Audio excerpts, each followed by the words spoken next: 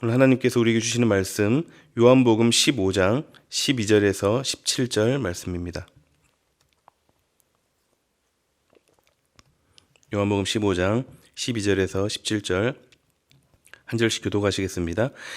내 계명은 곧 내가 너희를 사랑한 것 같이 너희도 서로 사랑하라 하는 이것이니라. 친구를 위하여 자기 목숨을 버리면 이보다 더 큰 사랑이 없나니 너희는 내가 명하는 대로 행하면 곧 나의 친구라.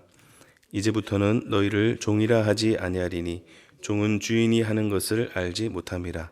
너희를 친구라 하였노니 내가 내 아버지께 들은 것을 다 너희에게 알게 하였음이라. 너희가 나를 택한 것이 아니요 내가 너희를 택하여 세웠나니 나는 너희로 가서 열매를 맺게 하고 또 너희 열매가 항상 있게 하여 내 이름으로 아버지께 무엇을 구하든지 다 받게 하려 함이라. 내가 이것을 너희에게 명함은 너희로 서로 사랑하게 하려 함이라. 아멘.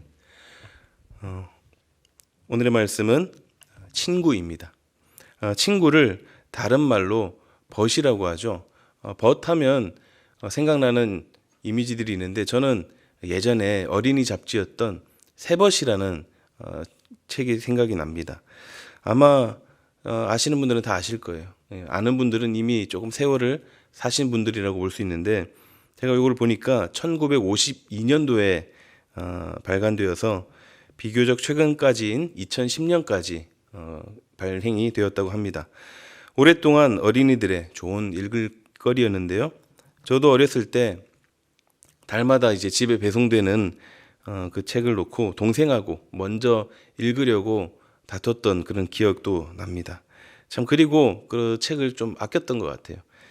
그래서 벗 하면은 좀 더 저에게는 개인적으로는 더 정겹게 느껴지는 것 같습니다. 또 친구를 다른 말로 직이라고도 하죠. 저 친구와 10년 직이다. 또 저 친구 20년 직이다. 이런 표현을 씁니다. 직이라는 말은 나를 알아준다라는 뜻이죠. 그래서 친구는 어떤 존재인가? 진정으로 나의 아픔을 이해하기도 하고 나의 눈물도 이해하고 나의 마음을 잘 아는 사람, 그 사람이 바로 친구인 것이죠. 정말 이런 친구 한 사람이라도 있으면 얼마나 좋을까요? 그런 진심을 나누는 진정한 친구가 다 있으시기를 바랍니다. 그런데 만약 없다면 없어도 괜찮아요. 왜냐하면 우리 모두는 최소 진정한 친구, 참된 친구를 한 사람 두고 있기 때문입니다. 그분은 저의 친구이기도 하고 여러분의 친구이기도 합니다. 바로 우리 예수님. 예수님이 우리의 진정한 친구가 되어주십니다. 오늘은 이 친구 예수님에 대해 묵상하고자 합니다. 우리의 친구 되시는 예수님. 말씀을 통해 이전보다 더 친밀하고 더 깊은 관계로 나아가시는 저와 여러분들이 되시기를 바랍니다. 예수님이 말씀하시는 친구는 어떤 친구인가? 먼저 첫째, 마음을 아는 친구입니다. 마음을 아는 친구. 친구는 친구인데 어떤 친구요? 마음을 아는 친구. 친구라면 서로의 마음을 알아야 그래야 친구라고 할 수 있죠.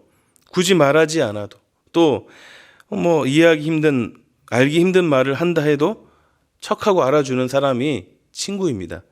아무리 같이 붙어 다닌다고 해도 그 마음이 서로 통하지 않으면 친구라고 하기 어렵죠. 예전에 제가 그런 친구가 있었어요. 학교도 매일 같이 다니고 같이 운동장에서도 놀고 같이 군것질도 하고 또 서로의 집에서 놀기도 하고 그러면은 친구잖아요. 그런데 마음이 그렇게 통하지는 않았던 것 같아요. 그냥 생활 반경 또 학교 같은 반이고 이런저런 생활 반경이 비슷해서 같이 다녔던 그런 기억만 나지 마음이 그렇게 편하진 않았던 것 같아요. 왜냐하면 그 친구가 조금 이기적이었거든요. 그러다가 시간이 지나면서 점점 멀어졌던 그 친구가 기억이 납니다. 친구는 모름지기, 마음이 통해야 하는 것이죠. 누구에게도 말할 수 없는 마음 깊이 있는 것까지 나눌 수 있어야 진정한 친구라고 할 수 있습니다. 예수님이 우리에게 바라셨던 모습이 바로 이런 친구의 모습이었습니다. 주님의 마음을 아는 친구. 본문에도 그 말씀이 나옵니다. 본문 15절을 보겠습니다. 이제부터는 너희를 종이라 하지 아니하리니 종은 주인이 하는 것을 알지 못함이라. 너희를 친구라 하였노니 내가 내 아버지께 들은 것을 다 너희에게 알게 하였음이라. 예수님이 우리를 종이 아닌 친구라고 부르신 이유는 무슨 이유입니까? 예수님의 마음을 알아주기를 바라셔서입니다. 그래서 이제부터는 너희들이 종이 아니라 뭐라고요? 친구다. 이렇게 선포하신 것입니다. 이전에는 어떤 관계였다는 것입니까? 친구 이전에는 종과 주인의 관계였습니다. 종은 주인의 마음을 모릅니다. 시키는 대로 할 뿐이죠. 그 중에 똑똑한 종은 주인이 어떤 마음인지 어떤 생각을 가지고 있는지 감각적으로 미리 알고 또 일도 앞서서 잘하는 그런 종이 있겠죠. 그러나 아무리 똑똑하다고 해도 아무리 센스가 좋은 종이라 해도 종은 종이라는 것이죠. 그 주인의 마음을 다 알 수 없습니다. 우리가 아무리 예수님의 마음을 알고 싶다 해도 여전히 종과 주인의 관계라면 알 수 없습니다. 한계가 있습니다. 그 간격이 너무 멀기 때문이죠. 만약 지금도 여전히 예수님과 우리가 그런 주종의 관계였다면 우리가 믿는 예수님은 너무 가까이 하기 어렵고 너무 멀리 계시고 또 너무 무섭고 두려운 분일 겁니다. 그런데 오늘 본문에서 예수님은 우리를 친구라고 불러주십니다. 더 이상 종이 아닌 해방을 선포하십니다. 1863년 1월 1일 링컨의 노예 해방 선언과는 비교도 되지 않는 너무 놀라운 그런 선포입니다. 나는 너희를 친구라 하였노니. 그럼 이제 어떻게 살아야 할까요? 이제 주님은 친구가 된 우리에게 그 마음을 보여주시고 그 마음을 알아주기를 원하셨습니다. 다 알기를 원하셨습니다. 그렇다면 예수님의 그 마음은 무엇일까요? 예수님이 우리에게 보여주시고자 하는 알기를 원하시는 그 마음은 무엇일까요? 말씀입니다. 말씀에 주님의 마음이 다 들어 있습니다. 말씀을 듣고 알기를 원하십니다. 우리는 예수님의 친구로서 우리에게 주시는 말씀을 알아야 합니다. 그게 바로 예수님의 마음을 알아들이는 것입니다. 정말 우리 모두는 예수님과 더 친밀한 관계로 나아가고 싶어 하실 것입니다. 그렇게 원하신다면 어떻게 해야 됩니까? 말씀을 더욱 깊이 묵상하고 또 그 말씀대로 살아가는 것. 그것이 우리 주님의 마음을 알아들이는 것입니다. 이전에 주종 관계였다면 그 하시는 말씀을 알 수 없다고 되어 있어요. 어떻게 그 말씀의 그 깊은 뜻을 우리가 주종의 관계 속에서 알 수 있겠습니까? 그러나 이제 우리는 예수님의 친구가 되었습니다. 말씀을 깊이 묵상하면 그 주님의 마음을 우리가 알 수 있다는 거예요. 그래서 우리가 말씀의 자리로 나아가는 것이 우리 주님의 마음을 알아들이는 것이고 또 예수님은 그런 친구를 원하신다는 것입니다. 말씀을 더욱 알아감으로 우리 주님의 마음을 알아들이는 우리 주님의 진정한 친구들이 다 되시기를 주님의 이름으로 축원합니다. 예수님이 말씀하시는 친구는 어떤 친구인가? 첫째는 마음을 아는 것, 즉 말씀을 아는 것이 주님의 마음을 알아들이는 것이라고 했는데, 둘째는 말씀에 순종하는 친구입니다. 말씀에 순종하는 친구. 상대방에게 순종하는 관계가 무슨 친구의 관계냐라고 할 수 있죠. 누구는 말하고 누구는 명령하고 누구는 듣는 관계를 친구지간이라고 말하지 않죠. 친구라면 서로 동등한 위치에 있을 때 친구라고 합니다. 그러나 우리 예수님은 어떤 분입니까? 온 우주 만물을 만드시고 저도 만드시고 여러분도 만드신 창조주이십니다. 사실상 동등한 위치가 아니에요. 어떤 사람은 친구라면 조금 험하게 함부로 대해도 된다고 생각하는 경향이 있습니다. 그런 말이 있죠. 경상도 말로 친구 아이가, 이런 말이 있죠. 친구라는 이름으로 동질감 또 우애를 강조하는 것처럼 보이지만 보통 자신의 일을 합리화하기 위해서 그런 말들을 씁니다. 요즘 젊은 세대나 청소년들에게서 그런 모습들을 종종 보게 됩니다. 심지어 욕으로 시작해서 욕으로 끝나야 진정한 친구라 이렇게 이야기를 하기도 합니다. 그래서 저는 옛날 시대나 우리 연세가 드신 어른들의 시대, 그 아무리 친한 친구라도 막대하지 않는 그런 서로 존중하는 문화가 있었는데, 저는 요즘 청소년들에게 어른에 대한 예절뿐만이 아니라 서로 친구 간의 예절도 잘 가르칠 필요가 있지 않을까 합니다. 아무리 친한 친구라도 무례함은 조심해야죠. 서로 존중하고 상대의 마음을 더 잘 살피는 그런 친구 관계일수록 더 깊이 찐득하게 오래 갈 것입니다. 사람 간의 관계도 그러한데 우리 주님과의 관계는 어떻겠습니까? 우리가 주님을 친구로 부를 때 한없이 한없는 존경심과 깊은 경외감으로 불러야 합니다. 어떤 말씀을 하셔도 말씀에 대해 순종하고자 하는 그런 자세가 되어 있어야 합니다. 이게 없으면 사람 간의 친구 관계처럼 될 가능성이 있다는 거죠. 일반적인 사람 간의 그런 친구 관계로 이해를 하게 되면, 잘못 이해하면 우리가 주님에 대한 그 순종의 자세가 결여될 수가 있습니다. 내 마음을 잘 아시니까 말씀대로 살지 않아도 이해하시겠지. 예배 좀 잘 못 드려도 친구라고 하셨으니까 이해하실 거야. 친구니까 세상 일이 바빠서 신앙생활을 건성으로 해도 이해하시겠지. 친구니까 죄 좀 지어도 이해하시겠지. 이런 잘못된 생각으로 갈 경향이 있다라는 것입니다. 본문 14절을 읽겠습니다. 너희는 내가 명하는 대로 행하면 곧 나의 친구라.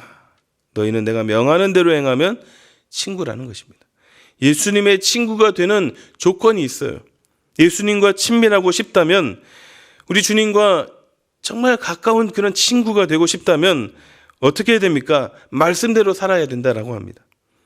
그런데 여기서 조금 더 나아가서 우리가 말씀대로 잘 살아가면 우리 주님이 보시고 그래 됐다. 이제 너는 내 말씀대로 사는구나. 너는 나의 이제부터 너는 나의 친구다. 이게 아닙니다. 말씀대로 사는 그 자체가, 말씀 안에 우리가 살아가는 그 자체가 이미 하나님과의 긴밀하고 친밀한 그런 친구의 관계로 들어가는 것입니다. 왜냐하면 예수님이 말씀 그 자체이시기 때문입니다. 그러므로 예수님과 더욱 친밀하고 가까이 하고 싶다면 어떻게 해야 됩니까? 말씀대로 사는 것입니다. 말씀대로 사는 것이 곧 그리스도 안에 사는 것이고, 말씀대로 사는 것이 시냇가에 심겨진 나무처럼 사는 것이고, 말씀대로 사는 것이 제자이고, 말씀대로 사는 것이 친구입니다. 그렇게 친구가 되면 아무도 알지 못하는, 누구도 알 수 없는 하나님 나라의 그 비밀도 다 알려주십니다.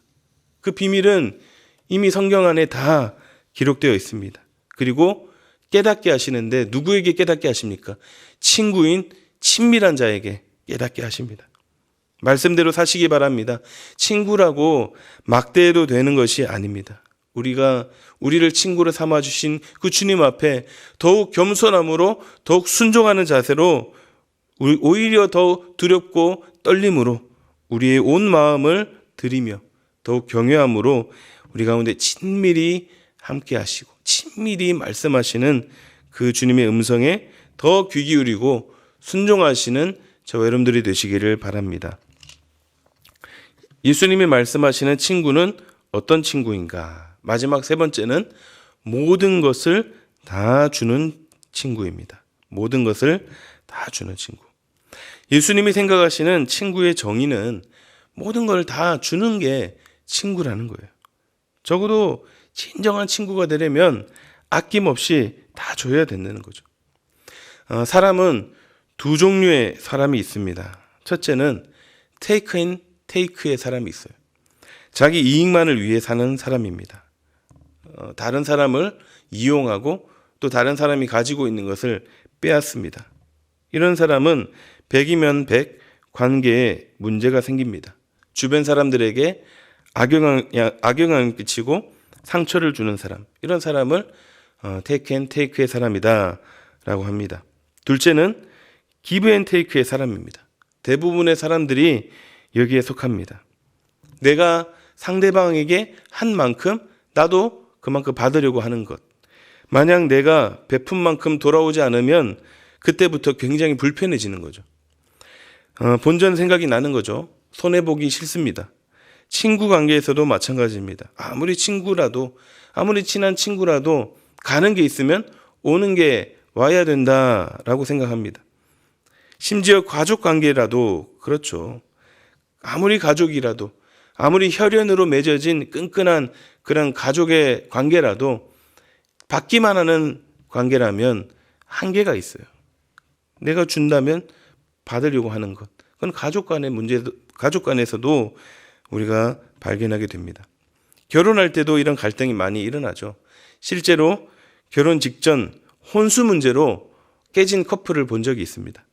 결혼을 무사히 잘 했어도 또 아무리 부부라도 부부 사이에서도 가는 게 있으면 오는 게 있어야 하는 어떤 그런 우리가 살아가는 이 세상은 그런 관계로 엮여 있습니다.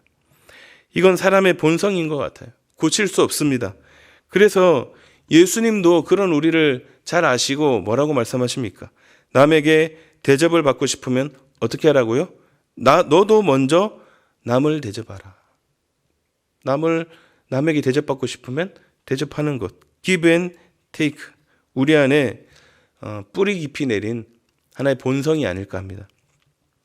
이게 인류 역사상 한 번도 깨진 적이 없는데 딱 한 번 깨진 적이 있죠. 언제일까요?